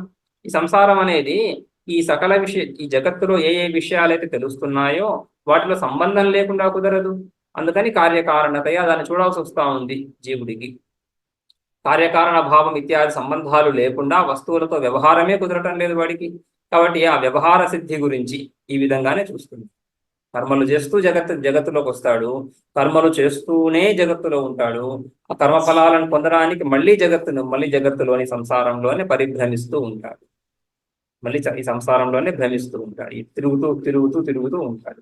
కార్యం నుంచి కారణానికి, ఆ తర్వాత మళ్ళీ కారణం నుంచి మళ్ళీ కార్యానికి, ఇహలోకం నుంచి పరలోకానికి, పరలోకం నుంచి ఇహలోకానికి. ఇందులో ఏది కారణము, ఏది కార్యము, రైట్. సో చాలాసార్లు ఈ విషయం గురించి కదా, ఈ ఈ ఈ జన్మ ప్రవాహాన్ని నిరూపిస్తున్నప్పుడు ఈ ద్వైతులు ఏ విధంగా నిరూపిస్తున్నారు? ధర్మాధర్మాల నుంచి శరీరం నుంచి ధర్మాధర్మాలు, మళ్ళా ధర్మాధర్మాల నుంచి మళ్ళీ శరీరం నుంచి ధర్మాధర్మాలు అని ఈ విధంగా జగత్తంతా కూడా ఒక ప్రవాహంగా, ఒక అనాది ప్రవాహంగా సాగిపోతుంది అంటున్నారు. అనాది ప్రవాహంగా సాగిపోతున్నప్పుడు ధర్మాధర్మాలు, శరీరము, వీటిలో ఏది కార్యము, ఏది కారణము? ధర్మాధర్మాలు కారణము, శరీరం కార్యం అంటామా? అప్పుడు ధర్మాధర్మాలు ఎక్కడి నుంచి వచ్చాయి? పూర్వ శరీరం నుంచి చెప్పాల్సి వస్తూ ఉంది, రైట్. సో ఈ కార్యకారణ భావం అంతా కూడా ఇదే విధంగా కార్యము కారణం అవ్వడం, కారణం కార్యం అవ్వడం, ఆ విధంగా విచిత్రంగానే సాగిపోతుంది. ద్వైత సిద్ధాంతం చూస్తున్నాం. ద్వైత సిద్ధాంతాలను పరీక్షిస్తున్నప్పుడు కార్యము ఒకటి నిర్ధారణంగా నిశ్చయంగా ఇది సదా కారణమే, కార్యం కానే కాదు అని చెప్పడం కష్టం అవుతుంది, క్లిష్టం అవుతుంది, రైట్. ప్రారంభవాదంలో ఒక వస్తువు నుంచి ఇంకొక వస్తువు నుంచి ఇంకొక వస్తువు అలా ఆరంభమవుతూనే ఉంటున్నాయి. దానికని వాళ్ళు చివరికి ఈ ఈ ఈ ఈ ప్రవాహానికి ఒక అవధి చూపించడానికి పరమాణువులు నిత్య స్వరూపాలు అని చెప్పాల్సి వచ్చింది. పరమాణువులు నిత్యాలు, ఆకాశము నిత్యము, రైట్. ఈ జాతి ఇత్యాది పదార్థాలని నిత్యాలు, అనేక నిత్య పదార్థాలను పట్టుకొచ్చారు. అవంతా కూడా వాళ్ళ వ్యవస్థ. ఈ జగత్తుని ఈ విధంగా వాళ్ళు ఏ విధంగా అయితే ఊహిస్తున్నారో ఆ విధంగా నిలబెట్టడానికి ఈ వెనకాల ఇంత వ్యవస్థ చేయాల్సి వస్తా ఉంది. ఇన్ని ఏ నిత్య పదార్థాలను అయితే కల్పిస్తున్నారో అవన్నీ వాళ్ళ బుద్ధి ద్వారా కల్పిస్తున్నవే కదా. ఏ ప్రమాణం ఉంది వాటికి? పరమాణువులు నిత్యంగా ఉంటున్నాయని చెప్పడానికి శాస్త్ర ప్రమాణం ఏం లేదు అక్కడ, రైట్. ప్రమాణ అతీతంగా వాళ్ళు కల్పించారు అవన్నీ. విశేషం అనే పదార్థాన్ని వైశేషికులు కల్పించారు. అనేక పదార్థాలు ఆ విధంగా కల్పించాల్సి వస్తా ఉంది. ఎందుకని? ఈ లేని జగత్తుని ఉన్నది నిరూపించడానికి. రైట్. అవాస్తవమైనటువంటి మిథ్యాస్వరూపమైనటువంటి జగత్తుని వాస్తవంగా నిరూపించడానికి ఎంతో పెద్ద ప్రణాళిక అవసరమవుతాం. రైట్. సో ఈ కార్యకారణంలో కార్యమేది కారణమేంటి అని నిశ్చయించడం కూడా కుదరనటువంటి కార్యకారణ రూపం. అందుకని విచారించనంత వరకు జగత్ ఈ విధంగా కార్యకారణ రూపంగా అలా కొనసాగిపోతూనే ఉంది. సో అందులో జీవుడు చిక్కుకొని ఉన్నట్లుగా. ఇంతకుముందు మనం దేశకాలాలు, దేశము కాలము అనేటువంటివి బౌద్ధిక తత్వాలు అని చెప్పుకున్నాం. బుద్ధి కల్పించేటువంటి తత్వాలు. బుద్ధిలో ఆ విధంగా దేశము కాలము అనే భావన కలుగుతా ఉంది. ఇంద్రియాల ద్వారా తెలియడం లేదు ఆ జ్ఞానం. అదేవిధంగా కార్యకారణ భావం కూడా బౌద్ధికం, బుద్ధి ద్వారా కల్పించబడుతున్నటువంటి. రైట్. జగత్తంతా మనకు నిలకడగా ఆ వస్తువులన్నీ అలా ఇలా అక్కడ ఇక్కడ ఆ దేశంలో ఈ దేశంలో ఆ కాలంలో ఈ కాలంలో నిలకడగా ఉన్నట్లుగా కనిపిస్తున్నా కూడా వాస్తవానికి ఇవన్నీ కూడా ఒక ప్రవాహం. కాలం అన్నప్పుడే కాలాన్ని ఎప్పుడైతే మనం తీసుకొస్తున్నామో వ్యవహారంలోకి, ఈ వస్తువులేవి కూడా నిలకడగా ఉన్నాయని చెప్పడమే కుదరదు. అన్నిటికీ ఆద్యంతాలు ఉన్నాయి. ఆద్యంతాలున్న ప్రతి వస్తువు కాలంలో ప్రవహిస్తా ఉంది. కాలంలో ఒక ప్రవాహాన్ని కలిగి ఉంది. ఒక కాలంలో మొదలవుతా ఉంది, అలా కొంతకాలం అలా ప్రవహించి మళ్ళీ అది అదృశ్యమైపోతా ఉంది. సో ఆ విధంగా కాలంలో ప్రవహించేటువంటి సంఘటనలు ఇవి ఘటనలే గాని వస్తువులుగా లేవు. అక్కడ ఒక ప్రవాహము, ఒక దీర్ఘ ప్రవాహం అలా నడుస్తాం. అందులో కొన్ని పూర్వక్షణంలో ఉంటాయి, కొన్ని ఉత్తర క్షణంలో ఉంటాయి. పూర్వక్షణంలో కొన్ని, ఉత్తర క్షణంలో, ముందు కొన్ని, వెనుక. ఆ ముందున్న వాటిని కారణాలని, వెనుకున్న వాటిని కార్యాలని చెప్పడం, అంతే కార్యకారణ భావం. దాన్ని జీవుడు ఒక బ్రహ్మవాక్కుగా తీసేసుకుంటున్నాడు. రైట్. దాన్ని ఒక ప్రసిద్ధమైనటువంటి నిరూపితమైనటువంటి విషయంగా నిరూపించకుండా, విచారించకుండా దాన్ని ఒక దాని ప్రతిష్టను అంగీకరిస్తున్నాడు. అంగీకరిస్తూ కార్యకారణ భావంలో అలా కొనసాగుతుంది. రైట్. సో ఆ కార్యకారణ భావమే వాడి బంధన. ఈ పౌర్వాపర్య భావాన్ని, అందుకనే బౌద్ధులు, క్షణిక విజ్ఞానవాదులు ఈ కార్యకారణ భావాన్ని సంపూర్ణంగా కులంకషంగా తోసిపుచ్చారు. ఈ పూర్వాపౌర్య భావం ఉంది. క్షణిక విజ్ఞాన క్షణ ధారలలో పూర్వాపౌర్య భావం ఉంది, కానీ కార్యకారణ భావం లేదు అని చెప్పడం. కార్యకారణ భావం లేదు. పూర్వక్షణం ఉత్తర క్షణానికి కారణం అంటే కేవలం పూర్వంలో ఉండడం మాత్రమే. రైట్. పూర్వంలో ఉంది అంతవరకే చెప్పగలం, కానీ దాంట్లో కార్యకారణ భావాన్ని మనం నిరూపించలేము. ఒక వస్తువు నుంచి, ఘటం నుంచి, మట్టి నుంచి ఘటం ఉత్పన్నమైంది. కేవలం మట్టి నుంచి ఉత్పన్నమైందా? కాదు. కులాలుడు కావాలి. కేవలం కులాలుడు మట్టి ఉంటే సరిపోతుందా? దండ చక్రాలు కావాలి. అంతేనా? దండ చక్రాలు ఉంటే సరిపోతుందా? కులాలుడు నిమిత్త కారణం. ఈ దండము, చక్రము, ఆ పాటర్స్ వీల్ అంటాం కదా, ఆ చక్రం ఉండాలి. ఆ చక్రాన్ని తిప్పడానికి ఒక కర్ర లాంటిది ఏదో ఉండాలి. సో ఇవన్నీ ఉన్నాయి. అవి సహకారి కారణాలు. మట్టి అనేది ఉపాదాన కారణము. ఉపాదాన కారణం ఉంది, సహకారి కారణం ఉంది, నిమిత్త కారణం ఉంది. ఇంకా సరిపోతుందా? ఈ మాత్రం చేత మట్టి ఈ మాత్రం చేత కుండ అయిపోతా ఉందా? దేశం ఎక్కడికి వెళ్ళింది? కాలం ఎక్కడికి వెళ్ళింది? దేశకాలాలు అవసరమా లేదా? ఇవన్నీ అవసరాలు. రైట్. సో దేశకాలాలు అవసరం అని చెప్పి నైయాయికులు గుర్తించారు. అందుకని వాళ్ళు 9 కారణాలు చెప్పారు. ఈశ్వరుడు, ఈశ తద్జ్ఞాన యత్నేచ్ఛ. ఈశ్వరుడు యొక్క జ్ఞానము, ఈశ్వరుడి యొక్క ఇచ్ఛ, తర్వాత ఈశ్వరుడు యొక్క శక్తి. ఈశ తద్జ్ఞాన యత్నేచ్ఛ. కాలోదృష్టం, కాలము. ఆ తర్వాత అదృష్టం అంటే జీవుల యొక్క కర్మ. జీవుడి యొక్క కర్మ కూడా కారణం. ప్రతి వస్తువుకి, ఈ వస్తువు నేను చూస్తున్నాను, దాని ద్వారా సుఖం కలుగుతుంది అంటే అది పూర్వజన్మ కర్మఫలం. ఈ వస్తువును చూస్తున్నాను, దాని ద్వారా దుఃఖం కలుగుతుంది అంటే పూర్వజన్మ కర్మఫలం. రైట్. ఆ విధంగా సుఖం కానీ, దుఃఖం కానీ, ప్రతి వస్తువు కూడా అల్టిమేట్ గా సుఖ దుఃఖానికి కారణం అవుతా ఉంది. సో ఆ విధంగా ప్రతి వస్తువునికి జీవుడి కర్మ కూడా కారణంగా ఉంటాం. అదాన్ని అదృష్టం అని. కాలోదృష్టం దేవచ. దిక్కులు ఏదో ఏ కార్యం జరిగినా ఏదో దిక్కులోనే జరగాలి. దిశలు, దిక్కులు. ప్రాగభావ ప్రతిబంధక భావో. ప్రాగభావము, ఏ ఘటమైతే ఉత్పన్నం చేయదలుచుకున్నావో అది లేదు కదా, లేని ఘటం ఉత్పన్నం అవుతుంది. కాబట్టి ఘటం యొక్క అభావం కూడా ఘటానికి కారణం అవుతుంది. అదేవిధంగా ప్రతిబంధకాభావ, ప్రతిబంధకాలు ఉండరాదు. వీటిని కారణాలుగా చెప్పారు. 9 కారణాలు. ఈశ తజ్ఞాన యత్నేచ్ఛ, కాలోదృష్టం దిగేవచ, ప్రాగభావ ప్రతిబంధకాభావో కార్యే సాధారణ. సకల కార్యాలకు సాధారణ కారణాలు. అన్ని కార్యాలు జగత్తులో ఏ కార్యమైనా జరగని అన్నిటికీ అవి అన్నింటికి అయితే సహకారిక, అన్నింటికి సాధారణ కారణం. అందుకని సాధారణ కారణం అని చెప్పారు. ఈశ్వరుడు యొక్క ఇచ్ఛ, ఈశ్వరుడు యొక్క ప్రయత్నము, ఈశ్వరుడు యొక్క జ్ఞానము, ఇవి అన్ని కార్యాలకు కారణము. అదేవిధంగా కాలము, దిక్కులు కూడా. సరే, అంత మాత్రంతో సరిపోతుందా? పృథివీ, జల, తేజో, వాయురాకాశాలు ఇవన్నీ కూడా ఉంటేనే ఏ కార్యమైనా జరుగుతూ ఉంది. ఏ కార్యము ఒక అన్నం బుద్ధ మన ప్లేట్లోకి రావాలంటే ఈ ఆకాశము, జలము, పృథివీ, తేజస్సు, వాయువులు, ఇవన్నీ అవసరం లేదు. ఇవే అవసరం కావాలి. వాటి కార్యాలు ఇవన్నీ అవసరం కావాలి. సో కాబట్టి ప్రతి వస్తువుకి మిగిలిన ప్రపంచం అంతా కూడా కారణమే కూర్చుంటా ఉంది. ప్రతి వస్తువుకి ఈ పంచభూతాలు కారణమవుతున్నాయి. ఈ పంచభౌతికమే జగత్తు. ఆ విధంగా సంపూర్ణ జగత్తు ప్రతి కార్యానికి కారణమే కూర్చుంటాం. అటువంటిప్పుడు కార్యకారణాన్ని ఇదమిద్ధంగా ఎలా నిర్ణయిస్తాం? రైట్, కార్యకారణాన్ని ఇదమిద్ధంగా దీనికి ఇది కారణం అని నిర్ధారించలేము. దీన్ని కూడా నైయాయికులు అన్యతా సిద్ధి ఇత్యాదులలో దీన్ని పొందుపరచడానికి ప్రయత్నం చేశారు. రైట్, ఘటానికి కుమ్మరి కారణము. అయితే కుమ్మరి తండ్రి ఎవడైతే ఉన్నాడో వాడు మాత్రం కారణం కాదా? కుమ్మరి తండ్రి లేకపోతే కుమ్మరి లేడు. కుమ్మరి తండ్రి ఉన్నప్పుడు కుమ్మరి తర్వాత కదా ఘటం వచ్చేది. సో ఆ విధంగా ఆ కులాలుడు తండ్రి కూడా ఘటానికి కారణమవుతున్నాడు కదా. సో ఆ విధంగా వాడి వంశం అంతా కూడా ఘటానికి కారణమవుతా ఉంది. ఆ విధంగా చూసినప్పుడు ఆ కారణాలు వాటి కారణాలు అన్వేషిస్తూ పోతే సంపూర్ణ జగత్తు ఈ కుండకు కారణమే గుర్తుంటా ఉంది. సంపూర్ణ జగత్తు కుండ కారణమే గుర్తుంటుంది. ఎక్కువ విచారించాల్సిన అవసరం లేదు. బుద్ధిపాటి విచారంతోనే తెలిసిపోతుంది. సంపూర్ణ ఘటం, సంపూర్ణ ప్రపంచం అంతా కూడా ఒక కుండ ఉత్పన్నం కావడానికి కారణం అవుతా ఉంది. అందుకని వాళ్ళు ఏం చెప్తున్నారు? అన్యతా సిద్ధం అని. ఏదైతే ప్రత్యేక కారణమో దాన్ని మాత్రమే మేము ఇక్కడ విచారిస్తున్నాం, కానీ సామాన్యంగా అనేక కారణాలు వచ్చేస్తాయి. ఒక కులాలుడిని అంగీకరించినప్పుడు ఆ కులాలుడి తండ్రి వీళ్ళందరూ కూడా కారణంగా అంగీకరించినట్లే వాటిని ప్రత్యేకంగా ఉటంకించాల్సిన అవసరం లేదు అని. అవన్నీ అన్నతా సిద్ధం అయిపోతున్నాయి. రైట్, ఆ విధంగా ఈ కార్యకారణ భావాన్ని కొద్దిగా పరీక్షించి చూసినప్పుడు తెలుస్తా ఉంది ఇది బుద్ధి కల్పితము, వాస్తవం కాదు.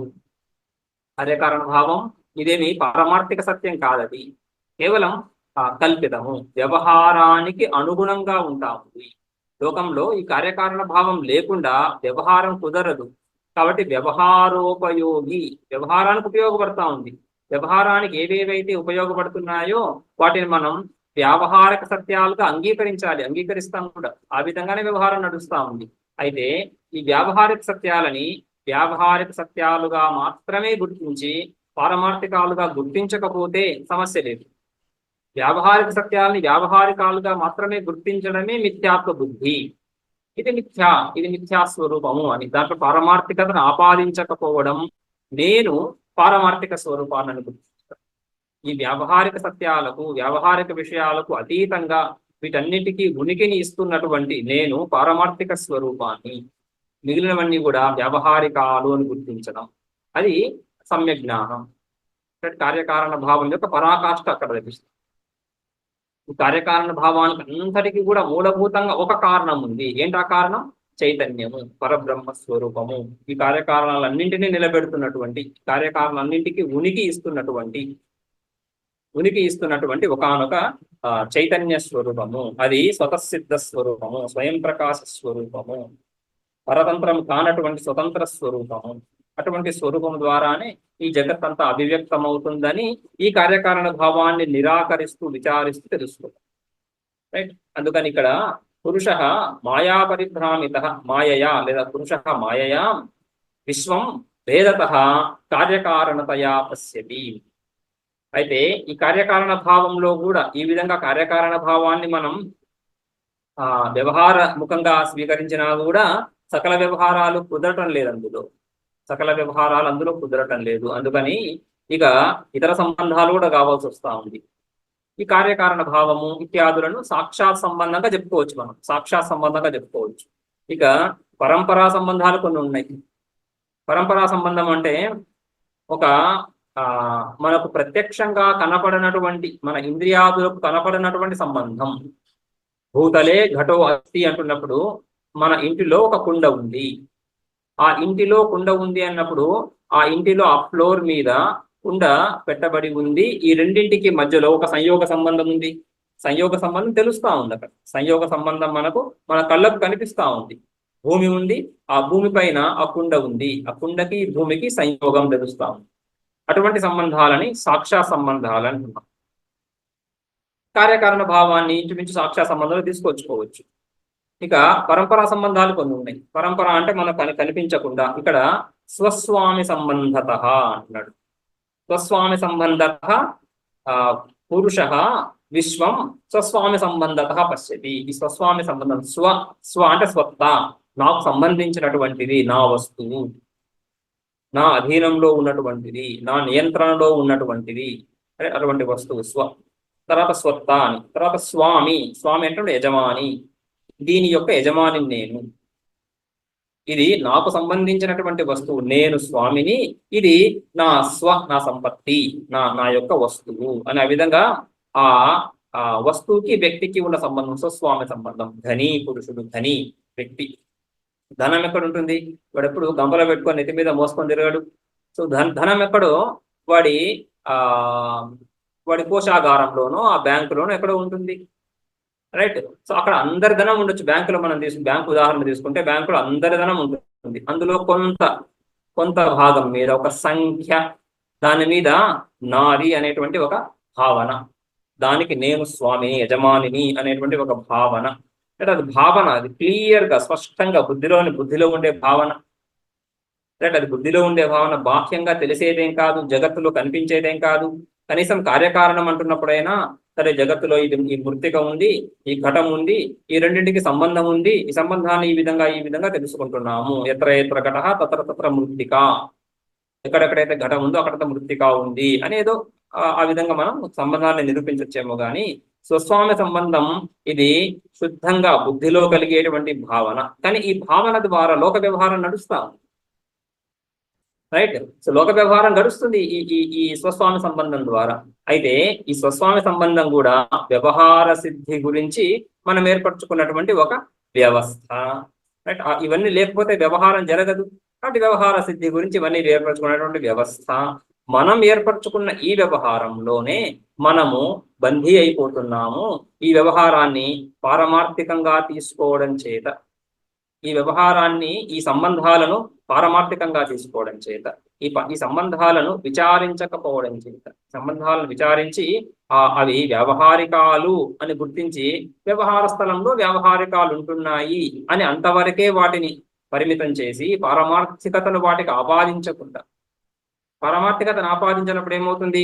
నేను పారమార్థిక స్వరూపాన్ని ఈ వ్యవహారానికి సంబంధించిన వాళ్ళను కాను, ఈ వ్యవహారం ఏ దిశలో వెళ్ళినా కూడా నేను నా స్వరూపంలో స్థిరంగానే ఉన్నాను అని ఆ విధంగా గుర్తించినప్పుడు వ్యవహారం అలా ప్రారంభవశంగా నడుస్తున్నప్పటికీ కూడా ఈ జీవుడిలో, ఈ వ్యక్తిలో ఈ ఈ రాగద్వేషాది పూరిత సుఖ దుఃఖాలు ఏవైతే ఉన్నాయో వాటి ద్వారా, దుఃఖం ద్వారా పీడించబడడు, సంసార బంధనం ద్వారా పీడించబడటం లేదు అని ఆ విధంగా విచారించడానికి సంబంధాలని. ఇంకొక 2 సంబంధాలు ఉన్నాయి, శిష్యాచార్యతయ, పితృపుత్రాధ్యాత్మన. అవి కూడా స్వస్వామి సంబంధం లాగానే.